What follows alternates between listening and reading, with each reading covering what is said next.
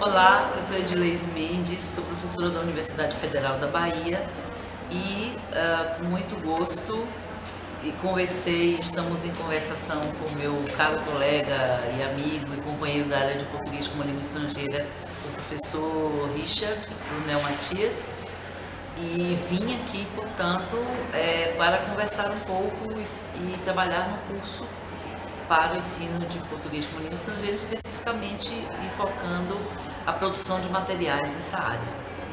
Muito bem. Professor, algumas perguntas. Bem, a primeira delas é: qual é a importância do material didático no ensino de português? Bem, o material didático, de um modo geral, como uma das principais, vamos dizer assim, dimensões de uma sala de aula de línguas, tem sido importante a literatura, vasta literatura sobre ensino de línguas estrangeiras, segundas, línguas maternas, tem atestado, tem sido uma ferramenta extremamente importante e relevante, muito discutida, muito criticada às vezes, porque o material didático, via de regra, tem sido aquele que conduz as experiências de ensino-aprendizagem em sala de aula. E muitas vezes o que se quer é que o material didático não seja apenas o fim, né, em si mesmo, ou que ele não seja o único insumo que se usa em sala de aula, mas que ele funcione como apoio, como fonte de recursos a partir do qual o professor, junto com seus alunos, constrói interações de qualidade em sala de aula. Porque o que a gente quer hoje é que o material seja um ponto de partida para que a língua em uso se faça presente. Então, o material ele está inteiramente relacionado com as concepções de ensinar, de aprender, com as concepções de língua, de cultura, concepções de aluno, de professor e a própria concepção do que é ensinar uma língua estrangeira, uma língua segunda. Então, se o material consegue incorporar as tendências contemporâneas, né, que a gente hoje discute como sendo fundamentais para o ensino de línguas hoje e para a formação de professores, ele com certeza vai ser um bom material didático. Não porque ele seja perfeito, porque não existe material perfeito, mas porque ele consegue criar oportunidades para que a língua viva se construa em sala de aula. De certa maneira, então, a professora está falando de um material intercultural. Por que trabalhar então nessa perspectiva intercultural e por que também ao mesmo tempo ensinar português e às vezes estar pensando ensinar os português como língua estrangeira, ou alguma outra reflexão? Bem, a questão do intercultural não vem à toa, e não é à toa que essa busca pelo ensino intercultural tem sido uma das discussões mais quentes, frequentes na contemporaneidade, na área de línguas de modo geral. Isso porque nós não podemos deixar de reconhecer a dimensão multicultural ou multilingüe das sociedades contemporâneas. Antes aquilo ficava escondido, o diferente não aparecia, o diferente se recolhia ao seu espaço para não entrar em choque com o outro. A contemporaneidade não diz saia da toca, apareça. Então, os diferentes se encontram nos diferentes espaços da convivência humana e a sala de aula é um deles.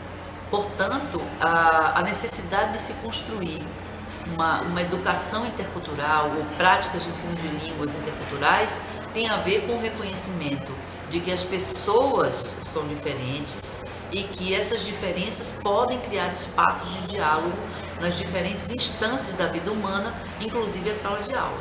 Então é necessário hoje que professores e alunos sejam eles mesmos mediadores culturais, sejam eles mesmos criadores de oportunidade de diálogo entre pessoas com um objetivo comum, de saber e aprender a viver em uma língua, em uma nova língua. Isso tem a ver com a questão dos contextos também. Há diferentes contextos de ensino-aprendizagem, porque diferentes são os grupos sociais, diferentes são as necessidades, diferentes são as demandas e diferentes são as condições de ensino-aprendizagem. Então a gente fala de um modo genérico, português como língua estrangeira ou língua segunda, marcando os espaços onde o português é língua de cultura, o português é língua exterior, como é, por exemplo, ensinar português Na Argentina seria língua estrangeira, ensinar português no Brasil para o estrangeiro seria língua segunda, só pelo caso de no Brasil o português ser o próprio entorno sociocultural, né?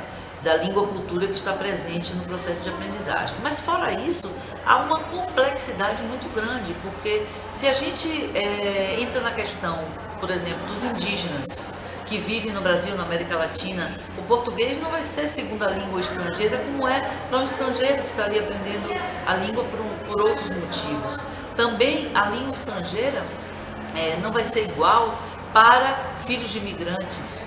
Também não vai ser igual para crianças cujos pais são brasileiros e aquelas crianças não falam a língua. Ou seja, quando falamos em língua de herança, quando falamos em língua de integração, para mostrar a necessidade de que no espaço, por exemplo, latino-americano, português e espanhol, construam uma relação de línguas que se integram e que contribuem para a integração regional, é um outro contexto de ensino. Quando falamos em língua de memória, quando falamos, por exemplo, em língua de acolhimento, para ressaltar o recente fenômeno das comunidades de imigrantes, das comunidades de refugiados, que têm chegado, se assomado no Brasil, na América Latina, e que têm demandado um trabalho diferenciado com o ensino de língua. Então, tudo isso mostra que os contextos são determinados pelas necessidades e pelas diferenças. São essas diferenças e essa diversidade que marcam os contextos de ensino de línguas. E nessa dimensão, então, há uma outra pergunta que é por que devemos ou por que incluir, né, em nossas aulas material das línguas em português, né, considerando essa variedade, né, que nós temos, essa riqueza, né, dentro do mundo da língua portuguesa. Isso tem a ver também com uma discussão contemporânea sobre a ideia de que há muitas línguas que são pluricêntricas, ou seja, elas apresentam vários centros de onde demandam diferentes normas. Então, no caso do português, que é uma língua pluricêntrica, como o espanhol também nós podemos dizer que há uma língua portuguesa, mas há diferentes variedades dessa língua portuguesa. Essas variedades, elas podem ser internas a uma mesma variedade nacional, como, por exemplo, a diversidade que caracteriza o português brasileiro internamente, de região para região, enfim. E a gente pode falar das diferenças de variedades de um país para outro país, como no caso das diferentes variedades do português falado nos Palop e do português falado no Brasil, do português falado em Portugal. E qual a importância disso hoje? A importância disso hoje é mostrar que pensar uma língua apenas nos seus contornos nacionais é restringi-la, amarrá-la a uma ideia de nação que não se sustenta mais no mundo contemporâneo. Pelo contrário, nós queremos que as línguas ultrapassem fronteiras. Nós queremos que as línguas dialoguem com outras línguas e dialoguem entre si no interior de suas variedades. Qual é o interesse para nós pensar só em português brasileiro, em português europeu, em português angolano, em português moçambicano? Que interesse teríamos para isso? Pelo contrário, todos nós juntos podemos mostrar que a língua portuguesa é muito mais rica, é muito mais diversificada, porque ela não se prende a uma ideia de nação. Pelo contrário, é uma língua que se quer global, internacional, uma língua de todos que queiram aprendê-la, e não apenas do brasileiro, do português e do moçambicano. Muito bem, mas diante disso estamos também diante de um problema. Por exemplo, que é como ter acesso a material didático, né, falando especificamente, um material que seja relevante, e que contemple essas variedades da língua portuguesa. Bem, a indústria de material didático é sempre muito restrita, porque os materiais didáticos são produzidos para contextos nacionais, quando muito, regionais, quando muito nacionais, e normalmente são de difícil acesso. Se a gente for pensar no material que contribua com a ideia do pluricentrismo linguístico, isso é mais difícil ainda. Mesmo porque seria difícil fazer um material nessa perspectiva. Então, há estratégias que são estratégias alternativas, que são construídas normalmente por ações políticas, de políticas linguísticas multilaterais, como a que tem sido desenvolvida pelo Instituto Internacional da Língua Portuguesa, que é um órgão da CPLP, da Comunidade dos Países de Língua Portuguesa, que trabalha pela promoção, projeção do português no mundo. Não só para o Brasil ou Portugal, mas para os 9 países que hoje integram a Comunidade de Países de Língua Portuguesa.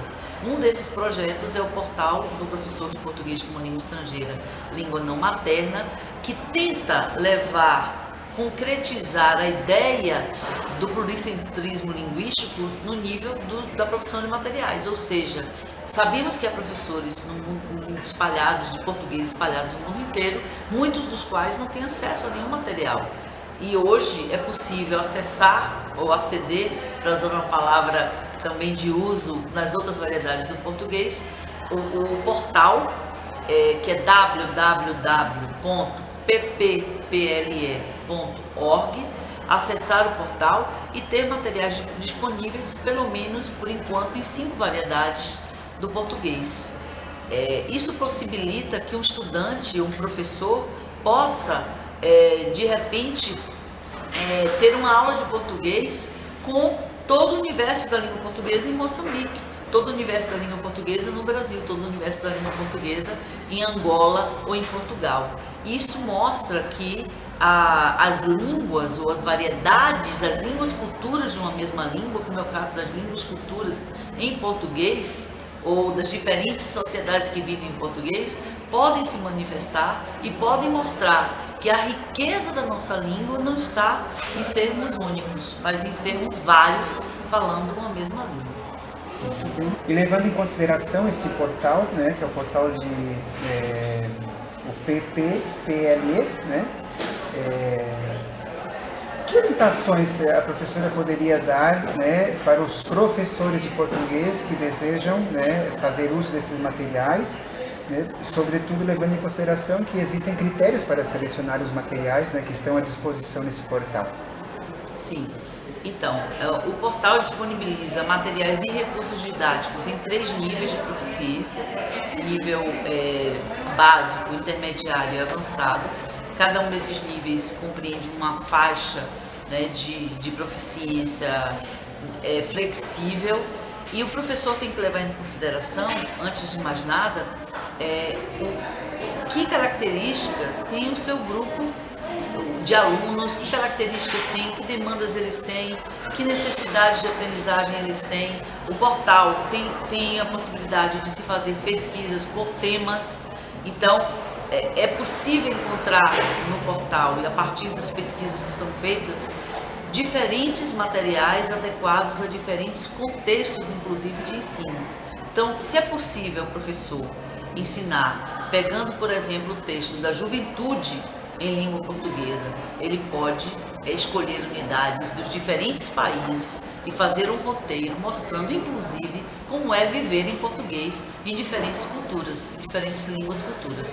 Então, há a possibilidade de se fazer uma escolha temática, um recorte temático, há a possibilidade de se fazer o recorte por gêneros de textos que são trabalhados, há a possibilidade de se fazer o recorte por expectativas de aprendizagem. Por exemplo, eu tenho um grupo de alunos iniciantes e eu quero, inicialmente, criar oportunidades para que eles aprendam como se apresentar outro, conhecer outras pessoas. Então eu pego uma aula de apresentação feita por Moçambique, feita pelo Brasil, feita por Angola, e eu vejo, olha, como as pessoas se apresentam, né, de diferentes formas em português. Isso traz uma riqueza para a aprendizagem da língua muito grande, e é isso que a gente quer, mostrar que a nossa língua, ela é muito rica, ela tem muitas caras, mas que nós falamos a mesma coisa e todos nós entendemos.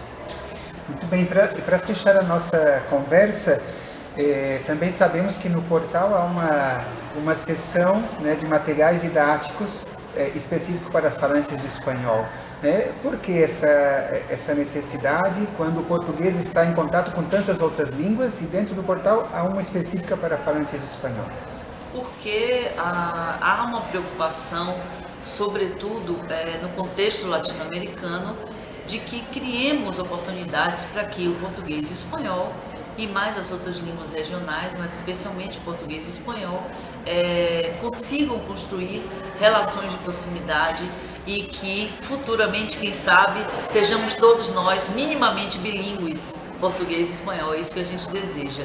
E dos mitos com relação à aprendizagem de português por hispano-falantes e vice-versa, tem sido a questão de que falamos línguas parecidas, a gente não precisa aprender. E a gente sabe que seria muito bom que pudéssemos reconhecer que falamos línguas irmãs, mas que são duas línguas diferentes e que precisam, portanto, serem aprendidas como duas línguas, mesmo que não seja o nosso objetivo construir, por exemplo, uma visão de língua portuguesa ou de língua espanhola restrita. Haja visto os fenômenos do portunhol selvagem, do portunhol das fronteiras, que são línguas também extremamente valorizadas, importantes, inclusive que estão em processo de tombamento como línguas, como patrimônio cultural da América Latina. Então eu acho que todas essas questões linguísticas são fundamentais e temos que reconhecer que o processo de ensino-aprendizagem de línguas próximas é diferenciado do processo de aprendizagem de línguas que são tipologicamente muito distantes. Portanto, nós quisemos marcar uma área específica para que os professores de português que atuam, português como língua estrangeira, que atuam na América Latina, pudessem ter um material adicional, além do material que eles já têm disponível. Muito bem. Agradecemos, professora Edileise, a sua visita aqui na Universidade Nacional de Córdoba, na Faculdade de Língua, e esperamos revê-la brevemente. Muito bem. Obrigada.